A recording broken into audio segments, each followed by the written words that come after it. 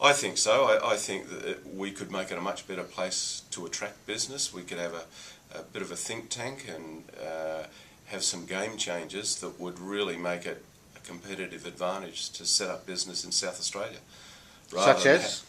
Well, I think you could get some key experts in to review how we govern the state, what sort of size government we have, and what sort of tax regime we have. I know some of the other states have had some reviews and they've come back with some quite different views that make the government smaller, outsource things to certain business sectors and not-for-profit organisations that can deliver a lot of the services that government deliver, make government smaller, reduce taxes, encourage business to come to a lower cost centre.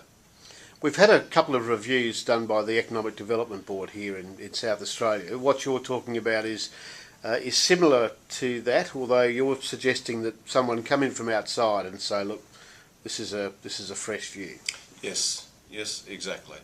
I'm not familiar with what the Economic Development Board has come up with reviews, but I haven't seen anything as probably as radical as what's been suggested in other states recently. What are some of the areas of government that hinder business, do you think? Well, I think we overregulate things. You know, the whole aspect that makes doing business difficult in this country is, okay, the dollar's gone up, our salaries are going up because of the competitive nature of seeking out resources, and our regulation is too onerous. BHP's Marius Kloppers mentioned a couple of those yesterday. The high cost of energy, the high cost of diesel, the high cost of labour, the high cost of supplies, and the high Australian dollar. Yeah, everything adds up to the point where the project doesn't add up anymore, and that stops it. So that's a challenge for the country, is there'll be a natural balancing of those economic drivers. So what thoughts actually went through your mind when the BHP decision was formalised? Well, I was a little surprised that it was announced at that time. But also pleased in that, you know, everyone at least knew what was going on. I think it was good that it came out as early as it did, because it's reduced that speculation, so people know what they're dealing with now. What's the impact on your group of companies?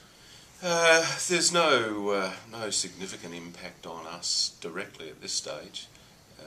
We weren't gearing up too much for that work.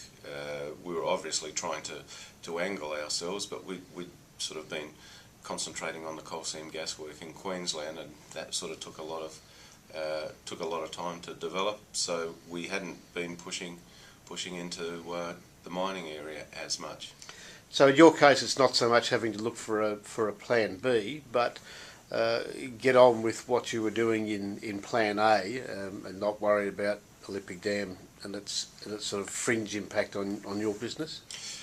That's correct, but I think even with the decision not to expand the mine, that's going to provide us opportunities to work on the existing mine. So we'll view that as a positive. In what way does that play out?